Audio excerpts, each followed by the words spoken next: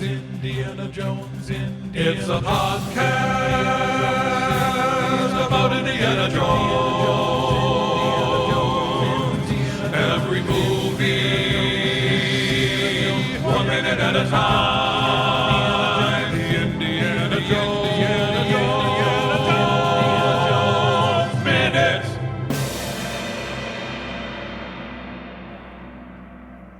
Welcome back to the Indiana Jones Minute, the daily podcast in which we dive right to the heart of Indiana Jones and the Temple of Doom, 1 minute at a time. I'm Pete Mummert. I'm Tom Taylor. I'm Gerald Christopher Marcus Porter. And one of our guest hosts had to run and dive out of a plane door, but we are still joined once again by our friend Jim O'Kane from the Airport Minute. Welcome back, Jim. Mark took the last life raft, so I don't know what we're going to do next. Oh, that was rude. You shouldn't have done that. Yeah, we still got chickens. Yeah, that's good. Under each arm. That'll be fun. Thanks so much for having us on the past couple of days. This has been a lot of fun, and it's an interesting change of pace. Looking at a movie about an airplane. So, Sorry. With some kind of a disaster, yeah. Yeah. Well, today we are here to discuss minute 18, and minute 18 begins with Indy thinking aloud that he might have a problem as he sees the altimeter spinning wildly, and ends with our heroes riding a big inflatable yellow raft down a ski run. And Jim, as this minute starts, we see the altimeter just spinning like crazy. And my question was, would that really happen? Like, would it spin that quickly? Yeah, if you're in a dive like that, it's going to go down. It'll match whatever the altitude. You know, you got to picture that the air is filling the cabin. The altimeters work. Actually, it's outside. There's a pitot in the outside of the plane, and as that the density of the air is increasing, the altimeter is going to adjust. It's an analog device, so it's gonna adjust as fast as the air gets thick. So it'll spin up pretty fast, and that was pretty close to free fall, though, doesn't it look like? Yeah. Oh yeah. See how fast they fell on that one little glimmer. It looks like it fell almost 200 feet, something like that. Wow. Well, so the altimeter does spin around like that, wildly and cartoonish-like, and there's a fuel dump. We're learning a lot. Yeah. There's actually a fuel like planes are a lot like cartoons. Yeah. In fact, Jim, you mentioned that what is it? Hair lift. Hair lift. Yeah, 1952. It's available on YouTube. So go look at a hair as in rabbit. HARE. Hair lift. Because I think that one ends where they're in a free fall, and he uses the air brake to stop them, and they stop like 10 feet off the ground, which is almost identical to the one, I forget what it's called, but it's the one with the gremlin, the airplane gremlin, and they're plummeting and freaking out, he and Bugs Bunny, but they stop just inches off the ground because they've run out of fuel. They ran out of gas, yeah, that's right. Yeah, these A cards. Awesome. But yeah, that one of my favorite ones. If people haven't seen it, you're in for a treat. So go, please. Although Tom's just spoiled the ending. Oh, go watch the movie. It's great interplay between Bugs and Yosemite Sam, my two favorite Warner Brothers characters. I'm sure we cut that out, me saying that anyway. So yeah, it'll be it's perfect. Bugs Bunny lives. Wilhelm over at the end. I was praising last minute as the best minute of the movie, but the first line of this minute isn't good. I think we've got a big problem. I think we got a big problem. I am never a fan of the easy non-comedy of the obvious understatement, like this is not good, or something. You know, I think we got a problem. I think it's just sort of lazy writing. Yeah, it's super lazy. Yeah, and it's never funny, and it's Wow. I didn't dislike this line until now. Oh, really? As I'm saying that, I'm hearing Han Solo say, "We're in trouble." But even that is not. That's good because he was saying a second ago, "I think we're in trouble," and then he confirms that he's in trouble, so he says that we're in trouble. Yeah. So that works a little bit better. To me, it's completely consistent with the rubbernecking, looking at the engines failing from the previous minute. It's just kind of, it's just over the top cartoonish. Which actually, I mean, thinking about these few minutes here in the plane, they're very comic book-ish, and I don't know, all the gestures are sort of exaggerated. And what made me think about this was it's got that like Holy Toledo vibe. And on the our Facebook Listeners Crusade, we have a member, Eric Reynolds, who posts the further adventures of Indiana Jones. Oh yeah, like the comic. Yeah, and that's what this reminds me of. Yeah, it does. Yeah. It does feel very much like the comic. Yeah. Yeah, it just seems like, and I mean, if you like that, then that's fine. Then I totally get that. But and that's why, Tom, you like this, and I mean, it does have the big adventure, and Mark liked it too. Our guest from a previous minutes here, they're like, oh, this is great, and I get that. It's just I didn't feel that with Raiders as much. That's all. I do feel like it's a different movie than Raiders, but at the same time, I kind of like this throwback to sort of the old serials, like the 1930s serials or the. Yeah, that would almost be like the breaking point where they would, don't miss the next thrill-packed episode. Is like right there. Yeah. For that, they're killing it, and I get it. For that, it's great. It's great. It does have that. They do capture that serial vibe. Yeah, more so than in Raiders, I think, which is weird because that was sort of like the impetus of Raiders. It's like let's do the 30s serials, but this actually does feel a lot more like those. Or even more so than Star Wars. Yeah. I don't know. I'm not. That's not a bad thing. It's just, I guess. Listen, every single minute should be like, welcome back to the Indiana Jones Minute, where we constantly compare Temple of Doom to Raiders of the Lost Ark. Which is the most unfair thing you can do to a movie. One episode at a time. Yeah. The first 18 minutes of this just seems like an entirely different crew worked on it. I mean, it just feels so different from what's to come, that this is sort of like the coda, the end of, they had the last little bit of silliness with the raft floating in the air. But it's the last fun piece of the movie, and I just it's hard to watch the rest of this. I mean, if you just get up, walk out of the theater, and say, "Gosh, that was a great film," real popcorn thriller, and then it just from here on in, it's just agony and different kinds of agony. I mean, and some of that was intentional. Like George Lucas specifically said, he realized that Empire Strikes Back did so well because it was a dark movie, and he specifically said he wanted this to be the dark one. And then, he and Spielberg were both going through a lot of stuff in their personal lives, and it also added to it. This is like Schindler's List dark.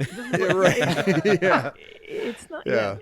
I mean, we were talking about this earlier with my mention of Amy Irving, but it was like, I think Stephen was missing Amy, and George was going through the divorce with Marcia, who was actually the great editor that he lost at the same time. So it's just, like it just kept all the scenes that follow just drag on, and then I mean, I know this is in your distant future, but the things like the roller coasters and all the little model people and the all that gibberish that's going on that substitutes for a script and compelling characters and things. It's like it all ends right here, or maybe that's where this begins. This is the beginning when you see that raft spinning around with the little paper mache figures in it getting thrown at off the roof of ILM, and, 20 or 30 times. That's where it ends. It's that spinning raft is like, well, you've had your fun. Now here comes the pain.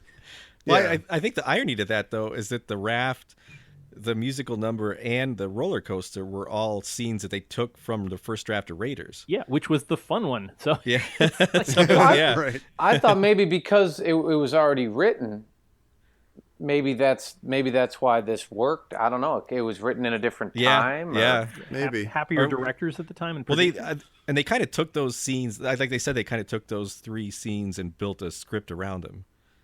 Right. Which I think it led to some problems. Yeah, because they didn't have any place to go after that, and then they land here, and then a new story starts, and then stuff happens. Yeah. And then stuff happens. It's funny, Pete, you mentioned the whole Empire Strikes Back thing and like Lucas wanting this to be darker because, I mean, they always talk about Hollywood learning the wrong lessons from success. Like, we recently had like Deadpool was like the #1 rated R movie of all time, and it was so now like, okay, now you're going to get a lot of like super violent, Yeah, you get Batman and Superman. cuss words, you know, and like they're not getting what made Deadpool a good. It's like George Lucas is not understanding his own movie. Like Empire Strikes Back wasn't good because it was grim or depressing or anything. It just had some elevated emotional stakes and stuff, and it was well written, and it was there was stuff going on that that was the key, and Lawrence Kasdan, like Jerry had brought up earlier, kind of famously said this movie was too dark for, like, he didn't feel comfortable working on this. Yeah. Like he didn't like where it went. Yeah, it just goes to. I mean, this is why we have PG-13. It's just so you don't want to show right, literally. When I was at the premiere, there was a woman behind me with two little kids that were like 7, 8 years old, and she actually, when they got to the let's toast the heartless fellow in the diaper. That was like, okay, and the kids were actually crying, and she picked them up and walked out of the movie theater, and I thought, this isn't going to go good. Yeah. Yeah. And then they turned to her and they said, it was wrong and you knew it. I was a child. I am a child. Oh. I have a geography question. I'm sorry if I'm switching gears here, but do we know what river they're landing in? Is that I'm guessing it's the Brahmaputra River, which goes from Bangladesh, or I think it's Bangladesh and Burma into India. I didn't know if it's ever. I think it's going to be whatever country the music goes da da da da da da song. Whatever cue that is. Yeah. Yeah. Exotic land. Wow. That's actually a great question. I don't know. I don't know that either. Yeah, the Brahmaputra flows through China, India, and Bangladesh. So it's kind of, and it comes out of Tibet. So I'm thinking, you've got mountains, and then it's floating down to this kind of a canyony area where there's lots of rope bridges and things like that. So you convinced me. Yeah, perfect. And it's at the end of the Burma Road, which is where the things like the trimotor would be flying over. All the cargo trips would follow kind of along the Brahmaputra. So, wow, it seems just from a historical point of view, that seems to be their most likely destination. Although I don't think the pilots were caring where they were headed once they that's true. Once they jumped out of the plane, it was on its own. For those mountains over there. Yeah. Well, as we said, they chose to jump out like after flying 1,500 miles and stopping to get gas. Yeah. This looks like a place. No, wait, a little bit further.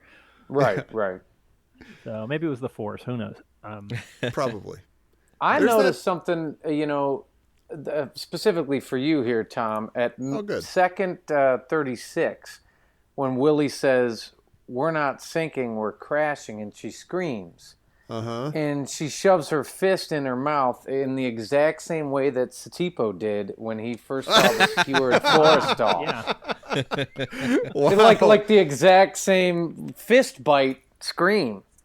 That is like a microcosm of our reviews of this and Raiders, because I love that moment when Satipo does that, and it bothers me to no end when she does it here. She's like that whole moment of "we're not sinking, we're crashing," and it forces her fist into her hand. It's really awkward and overdone, and I don't like it. That was beautiful. Having Indy turn around in the raft and finding Willie with like 6 spears sticking out of her. Oh, that makes sense. Adios, Willie. Well, that's what made me think about it, because I remembered in Raiders that was one of your favorite scenes. Yeah.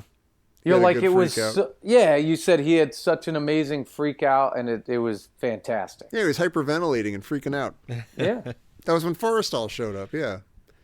There's a super weird moment in the plane still before they even jump out where she, I guess like Indy and Short Round are getting the raft ready, and she sees through the front window that they're going to hit the tip of this mountain, and there's like a 5-second buildup to like her face and the mountain getting closer and stuff, and then the wheel actually hits the thing, and nothing happens. There's like zero effect from all. There's like this weird buildup to like nothing happening. They had like 8 bars of John Williams music, and they had to do something. So it was like they weren't going to cut John Williams. So just keep sounds like something exciting's happening right here. We better film something. Well, that kind of goes. That's why I'm a little bit surprised to why you like the previous minute, 17 because to me these 2 minutes seem to have the same sort of exaggerated feel. No, see, like that's that. I don't think the previous minute was exaggerated. I thought it was very like the I guess I don't know the moment is exaggerated. They're in a plane that's going to crash and she's freaking out, but it's not like she's not sticking her fist in her mouth. Short Round's not doing cartwheels or something. Like it's all it's in the for all the hyperness that's going on. It's all very kind of controlled and subtle in its own way. Yeah, it doesn't even. They don't even lose a wheel when it it clips that mountaintop. You're expecting the wheel to come like flying off, and then the plane just kind of banks slightly, but it doesn't. It doesn't do anything. It's just like there's no like jolt inside the plane or anything. Well, Indy kind of it sort of jolts Indy with he kind of falls over with the raft. See, is he falling over, or is he just like I'm placing this here? Like he was doing that anyway, maybe. I think. And you're there and you're like, oh my God, look, watermelon. They're gonna be okay. Yeah, it's gonna be fine. Like that scene is actually a holdover from I think we were talking about last minute, where that was actually they just barely made it over the top of the mountain, and then Sonny's biplane crashes right behind him, and it's interesting they left that part in. Yeah. Well, those pictures of the mountains just look like extra leftovers from Hoth. I mean, it's just totally that once. I mean, I swear they even used the same mat. That little corner of it. It just looks like somebody should be saying, "I found them. I found them." Good morning. Yeah. Well, when Indy actually grabs the raft and he says, "Grab on, Shorty, grab on." Do you think he's being passive aggressive because he doesn't tell Willie to grab on? Right. And I'm just wondering, is he just hoping that she won't? He's like, I can't push her out, but maybe she'll get the hint. It's like, grab on, Shorty, grab on. He's just he doesn't tell Willie to grab on. Wow. Yeah, that's true. Well, maybe he doesn't know her name, so he doesn't know how to refer to her. Did you guys catch that? Short Round says, "Lady, I can't breathe."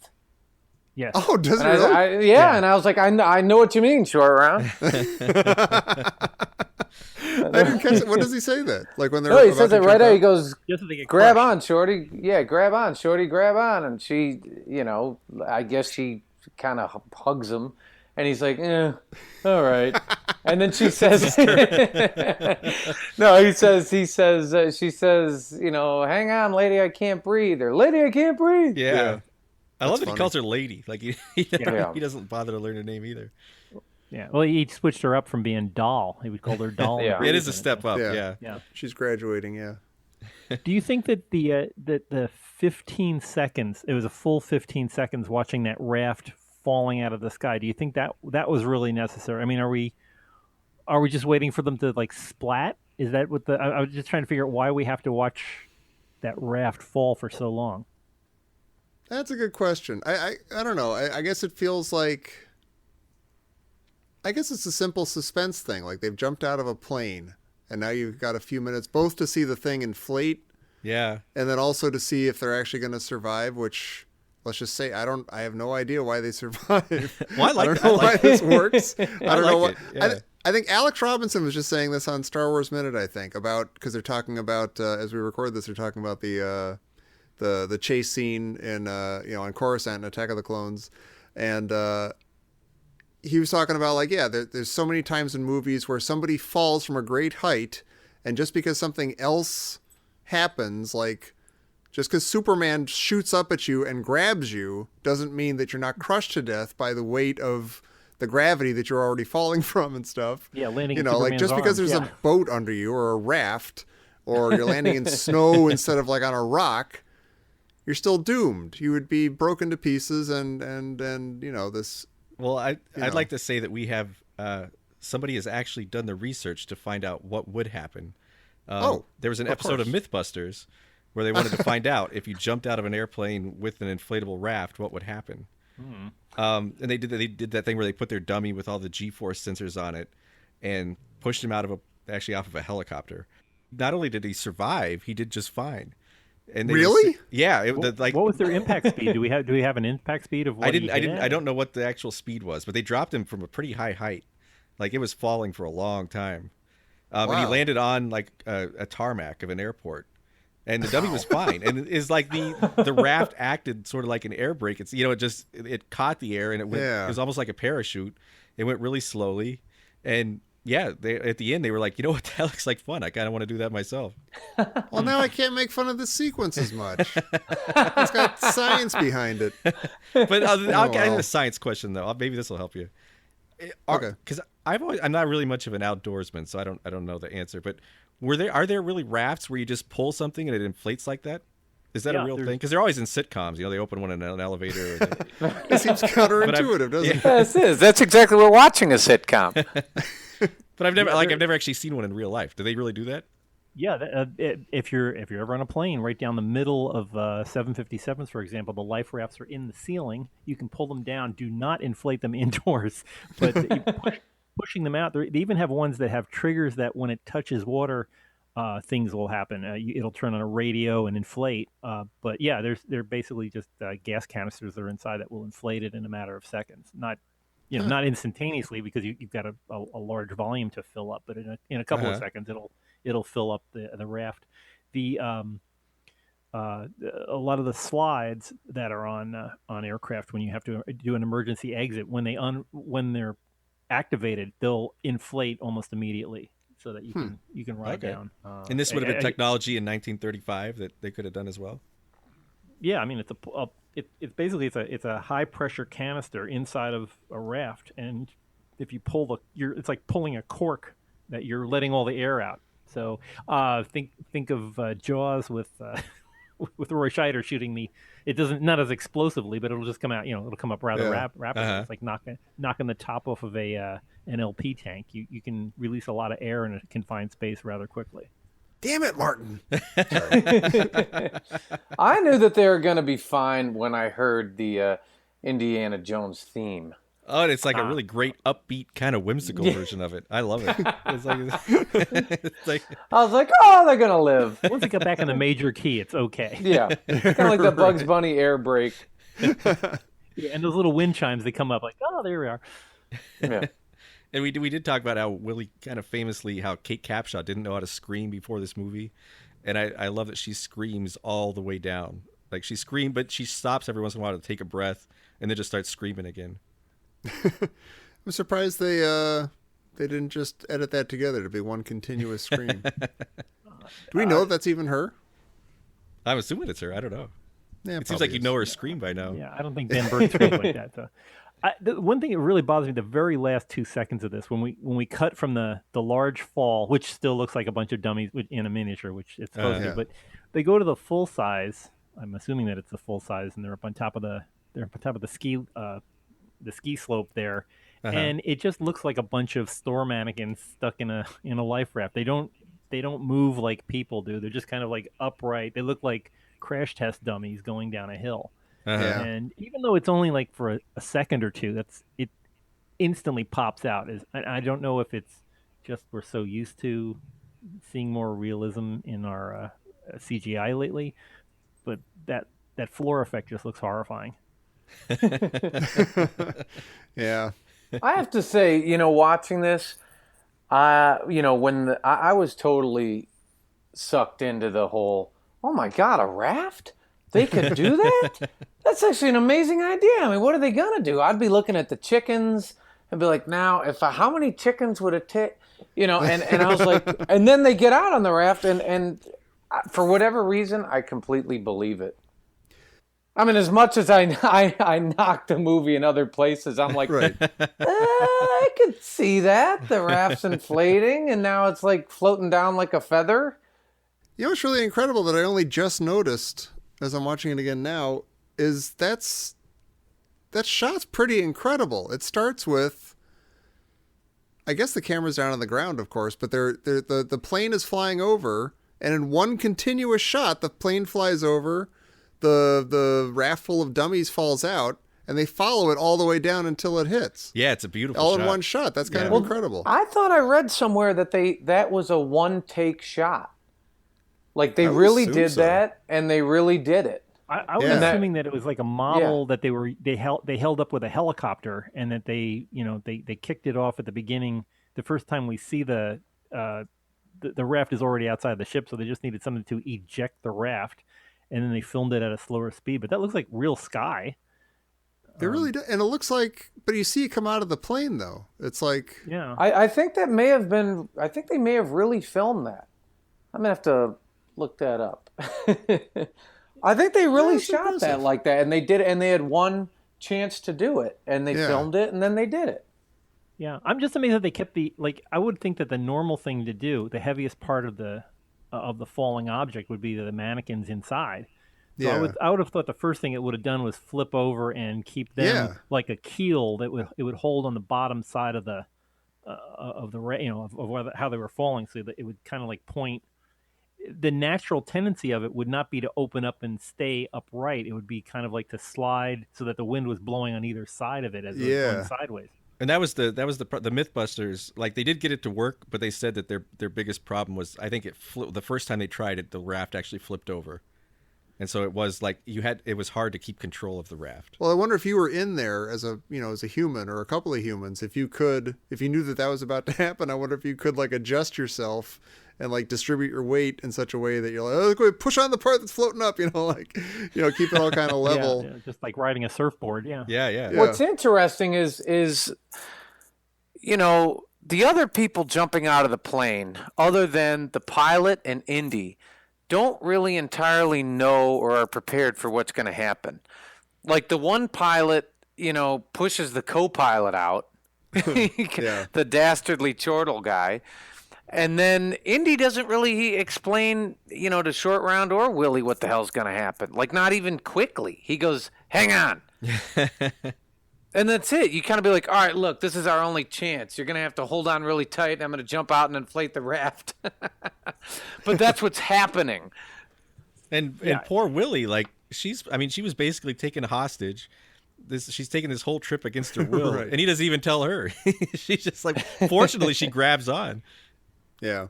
Now, considering if you don't know how to fly a plane, would you go with the raft, or would you attempt to try to land on that ski slope? Just start trying to figure out how to work the plane. Yeah, that's a good question. Yeah. Well, Mark was sort of asking a couple minutes ago, like if he had the forethought to like just sit there and try to fly the plane in some way, could he have, could it have glided long enough for them to do any kind of actual landing? Yeah, I would think. I mean, it's slowly falling out of the sky. It's not gonna maintain altitude because it requires power to stay up. But I was thinking if it does seem to be dropping pretty quickly though. But I think that's because nobody's hanging onto the yoke. There's nobody pulling it up, and it's probably just starting to go into a nosedive. So I would think that you'd at least be able to work it. I mean, this looks like an open snow field, so I would think that you could just bank it and try to aim for the field. Of course, you might hit all those rocks and do what's coming. Well, I think that may have been the purpose of that 5-second music swelling, Willie pointing and screaming shot. It's like, no, we could hit a tippy top peak. Yeah. Like I don't. But maybe that's why fine. they threw that in there. Yeah. They can go ahead and hit the peak, and apparently that's fine. They had to be pretty good though, because the raft would also be moving at 80 miles an hour, 80 knots in a forward direction. Like, that took some skill to land. It looks like it's braking pretty rapidly though as it's falling out of the sky. I would think it's getting a lot of air blowing against it, and it's falling for 15 seconds. I don't know what the terminal velocity is on a life raft, but is it really 15 seconds? Yeah. From the time they leave the door until the time they hit the snowbank, that's 15 seconds. Wow. I'm actually going to try to scream for 15 seconds. Well, if you take a breath periodically, you can do it. Lastly, Indy actually says, Shorty, grab our stuff. Yeah. What's their stuff? The whip. It's Indy's outfit. No, he's wearing the hat. Yeah. Now the whip I think is actually hanging up. And he doesn't have a pistol, right? The pistol got kicked away back in the showroom there. Yeah. I think the whip is hanging. So I'm just wondering, so does he, I don't know if he has his like archaeology satchel on or the term papers. I think he does. Yeah. But yeah, did they bring any? Did they have luggage or anything when they got to the plane? Yeah, Short Round had like a little suitcase that Weber handed him. Yeah. Yeah. Yeah, he did. That was a change of clothes. Yeah, that that was had a the change of cos, clothes but it again. might have like Indy's pajamas or whatever else. in it. Yeah, his toothbrush. I'm just wondering what his stuff, like, what's their stuff? Herbal essence shampoo in the back. Yeah. Yeah. He's got to look his best. Yeah, because Willie's wearing his nightclub clothes or his Right. At least the jacket, yeah. Yeah. Now, was she wearing shoes when she went out the door? I don't know if she was wearing her the heels from. Yeah, she had him on. Okay. She was sleeping with him on. Yeah. So she jumped into a rubber inflatable life raft with stiletto heels. Okay. Thanks, Willie. Yeah. It's a good thing they brought her along. Yeah. But yeah, this is. I know Tom didn't like it. Tom's movie ended a minute ago, but I think this is the moment where my movie ends. I enjoyed. Thanks for having me for the closing credits of Temple of Doom. It's all downhill from here, literally, and Yeah. I regret that the movie didn't go like this for the rest of the movie. I would have enjoyed. They could have done some serious stuff. That's fine. This is kind of like a second Jovito's moment, but.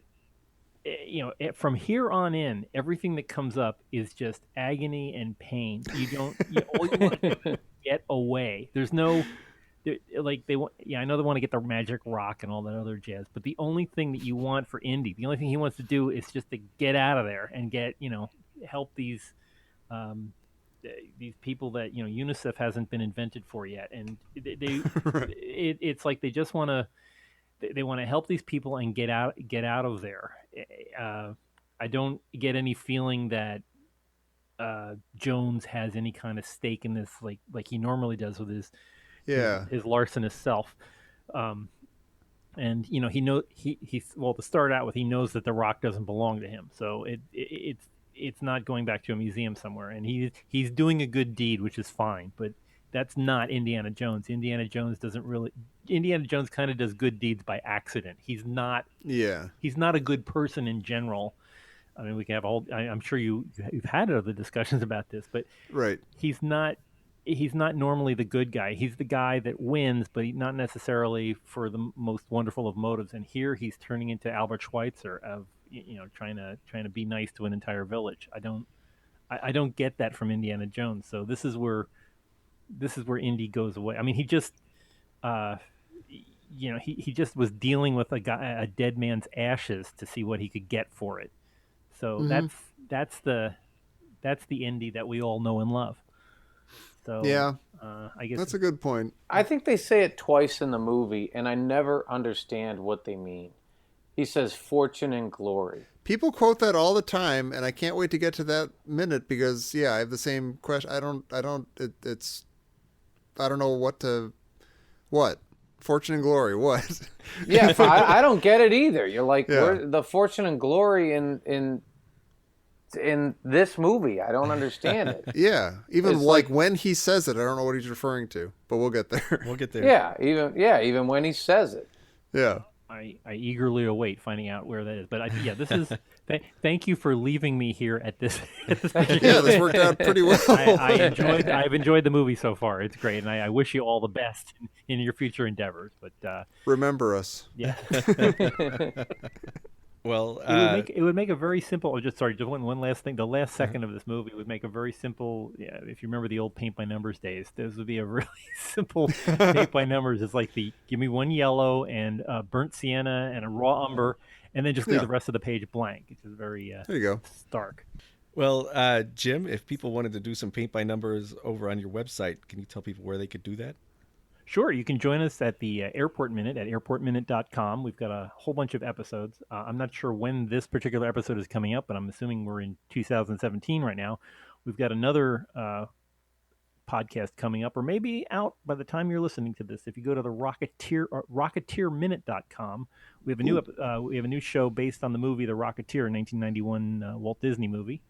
So if you want to talk about Howard Hughes' jetpack and Jennifer Connelly, maybe not in that order, but we will be chatting about The Rocketeer with my new co-host for the Rocketeer is a fellow named Hal Bryant, who heads the Experimental Aircraft Association's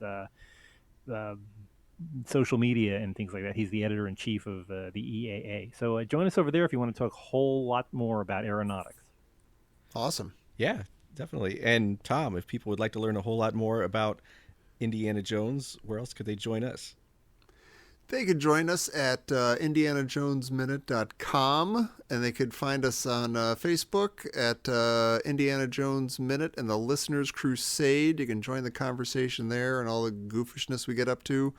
And you can find us on Twitter, Indiana Jones Min, and we're on iTunes and Google Play and all the other places where you went to find this. You're listening to this now. You found us somewhere. How was it? Yeah, and if you remember where you found us this time, you can find us right here again tomorrow for minute 19 of the Indiana Jones Minute. We're not sinking, we're crashing. We're not sinking, we're crashing.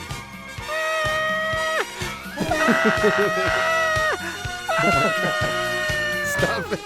Yeah, please. We'll end right up.